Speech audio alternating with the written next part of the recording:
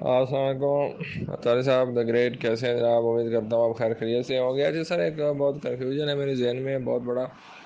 इसको ज़रा अंडरस्टैंड करने में मेरी हेल्प करें। वो ये कि ये जो मर्चेंट बनने पे इतना ज़ोर दिया जा रहा है, हर किसी को हर कोई मशवरा दे रहा है जी मर्चेंट बनो, और सबसे पहले लिक्विडिटी मर्चेंट को मिलेगी। ठीक हो गया, मान लेते हैं मर्चेंट को मिलेगी, जल्द मिलेगी। अब मेरा जो कन्फ्यूजन, जो मेरा ये सवाल है वो ये, फॉर एग्जांपल मैं आपको एक मिसाल दे देता हूँ एक बाइक की, ठीक है जी। वो बाइक की कीमत है जी बाज़ार में 1.5 लाख रुपया, ठीक है। मैं बाज़ार से पाकिस्तानी रुपीज़ में 1.5 लाख की ख़रीद करके 1.5 लाख की ही उसी ही कीमत पे डील शिकर पे लगा देता हूँ, ठीक है। कल को मेरे कॉइन जो कैश होंगे भाई, वो तो वही मेरी अमाउंट कैश हो गई ना, जो मैंने पीकेआर में ख़रीद करके बाइक वो उधर डील शेकर पे लगा दी, उधर मुझे कॉइन मिल गया। फिर वो यानी कि मैं तो उसी सर्कल में घूमता रहूँगा ना, फिर मुझे फ़ायदा क्या हुआ?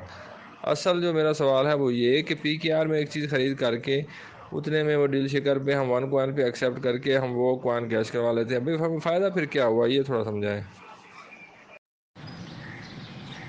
जी, अस्सलाम वालेकुम मेरे मोहतरम, कैसे हैं आप? खैरियत से हैं? आपके सवाल का ये जवाब है मेरे भाई, इस डील शेकर प्लेटफॉर्म पर मर्चेंट सिर्फ वो बंदा बन सकता है, बेनिफिट उसे मिल सकता है, मर्चेंट को भी और ख़रीदने वाले मेंबर को भी, बायर को भी।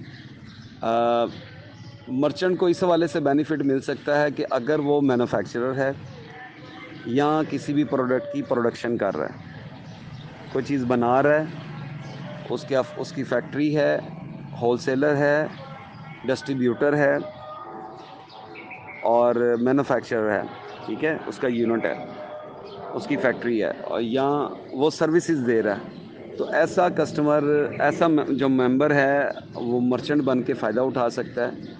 क्योंकि आपको पता है कि जब मैन्युफैक्चरिंग किसी चीज़ की होती है तो उसके बाद मैन्युफैक्चरिंग के बाद अगली स्टेज आती है उसकी डिस्ट्रीब्यूटिंग की।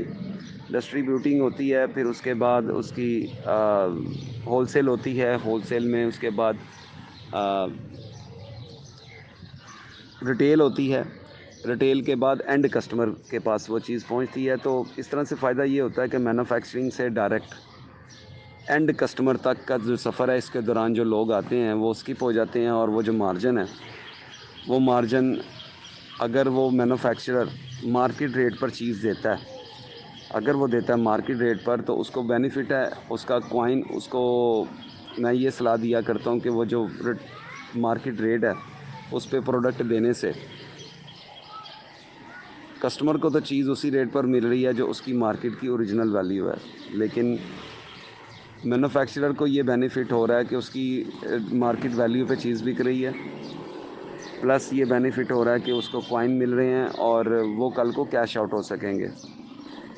बिल्कुल इसी तरह इसकी मिसाल मैं दिया करता हूँ, फूड पांडा है, दराज.com है, उबर क्रीम है, ये सब 35% तकरीबन लेते हैं सेल्स का, ठीक है। तो सेल्स का जो ये 35% लेते हैं, चाहे वो रेस्टोरेंट्स वगैरह से भी लेते हैं, और रेस्टोरेंट्स पे भी मार्जिन, प्रॉफिट मार्जिन इतना होता है कि वो 35% उनको देकर भी अच्छा बिज़नेस जनरेट कर लेते हैं। तो वो 35% फूड पांडा को देने की बजाय, या कोई प्रोडक्ट सेल करने वाला दराज पे लगाने की बजाय डी चेकर पर इस कम्युनिटी का हिस्सा बने, उससे फ़ायदा होगा, उसकी एडवर्टाइजमेंट फ्री ऑफ कॉस्ट होगी, बल्क में चीज़ें बिकेंगी। 35% वो कॉइन एक्सेप्ट कर ले, ठीक है, मार्केट वैल्यू पे चीज़ दे, 35% कॉइन एक्सेप्ट करे, 35 से 40% वो कॉइन फूड पांडा पे या उन पे फ़ीसें देने से वो तो ज़ाया हो जाती हैं, वापस नहीं आती। यहाँ कॉइन उल्टे बदले में मिल जाते हैं, जो रखने से कल को ग्रो करते हैं, उसका रेट कल को बढ़ेगा तो वो बेनिफिट होगा, रेट बढ़ने का भी बेनिफिट हो गया, और चीज़ें जो आपने बिज़नेस, आप अपने बिज़नेस को बूस्ट करने के लिए डी शेकर पर लगाई, वो भी बिक गई। एक छोटा सा प्रॉफिट भी जनरेट हो गया, कॉइन भी फ्री में आ गए। जो फ्री से मुराद के जो आपकी करंट वैल्यू थी उसमें और आपकी प्रोडक्शन की कॉस्ट में जो डिफरेंस आपने कॉइन की शक्ल में लिया, वो भी आपके पास एसेट के तौर पर आ गया। कल को ग्रो करेगा, अगर सेव करेंगे, अगर उसे लिक्विडेट करवाएंगे, तो वो भी बेनिफिट है आपका। आपका सवाल ये था कि अगर मैं बाहर से चीज़, एक बाइक की आपने मिसाल दी कि जितने की वो ली उतने पे वो बेच दी, तो सर आपको कौन कह रहा बाइक लेके वहाँ उतने की बेच दें मेरे भाई? ये तो आपको कोई भी नहीं कह रहा। आपको तो बेनिफिट इस शक्ल में है कि अगर आप बाइक के प्रोडक्शन हाउस में जहाँ ये मैन्युफैक्चरिंग हो रही है वहाँ से चीज़ सस्ती ख़रीदें मार्केट से, तभी तो आप बीच में 10% भी अगर कॉइन लगाएंगे तो आप सर्वाइव कर सकेंगे ना। मिनिमम तो कंपनी की रिक्वायरमेंट 10% कॉइन है, इससे कम तो आप लगा ही नहीं सकते। तो आपने जितने की लगाई प्लस 10% अगर कॉइन ऐड करके मार्केट रेट से अगर वो प्रोडक्ट महंगी हो गई तो मुझे ये बताइएगा कौन आपसे ख़रीदेगा। सभी को पता है कि मार्केट वैल्यू कितने की चीज़ है, अगर आप महंगी सेल करेंगे तो वो बिकेगी नहीं। और मार्केट वैल्यू पे बेचने के लिए आपको कॉइन एक्सेप्ट करना ज़रूरी है, तो डेफ़िनेटली फिर आखिरी हल ये बचता है कि आपकी परचेजिंग सस्ती हो। तो यहाँ आप ख़ुद मैन्युफैक्चरर हैं तो बच सकते हैं, या आप होलसेलर हैं, प्रोडक्शन कर रहे हैं, फैक्ट्री आपकी अपनी है, या सर्विसेज दे रहे हैं, क्योंकि सर्विसेज देने में टका पैसा लगता नहीं है, वक्त लगता है आपका। तो उसमें आपकी अपनी चॉइस होती है, चाहे 20% पे आएँ चाहे 100% पे आएँ, वो आप मैक्सिमम भी कॉइन एक्सेप्ट कर सकते हैं, क्योंकि आपकी इन्वेस्टमेंट नहीं इन्वॉल्व होती। आपका सवाल ये था कि मैं वहाँ उतने की चीज़ ख़रीद कर उतने की ही बेचूँ, तो वापस भी अगर मेरी कन्वर्जन हो के मेरे पास आएगी तो वही करेंसी आएगी। तो सर आपको मशवरा ये है कि आप ना उतने की लें ना उतने की बेचें, बल्कि आप सस्ती ख़रीदें प्रोडक्शन में से, फैक्ट्री में से, और मार्केट वैल्यू पे बेचें, ताकि लेने वाले को ओरिजिनल वैल्यू मिल सके जो उसने अपनी लाइफस्टाइल में, डेली रूटीन लाइफ में चीज़ें इस्तेमाल करनी हैं, और बेचने वाले को फ़ायदा हो सके कि उसकी फैक्ट्री रेट पर चीज़ बिके, साथ में कॉइन भी उसको मिल जाए और आपके कॉइन लिक्विडेट हो जाएं बीइंग अ बायर, और लेने वाला भी तकलीफ़ में ना आए कि मुझे चीज़ महंगी मिली है। ये आपके क्वेश्चन का जवाब था, और ये आपका रिकॉर्डिंग मैं ग्रुप में भी शेयर करूँगा ताकि बाकी दोस्तों को भी फ़ायदा हो सके अगर किसी का क्वेश्चन ज़हन में रेज़ होता। Thank you.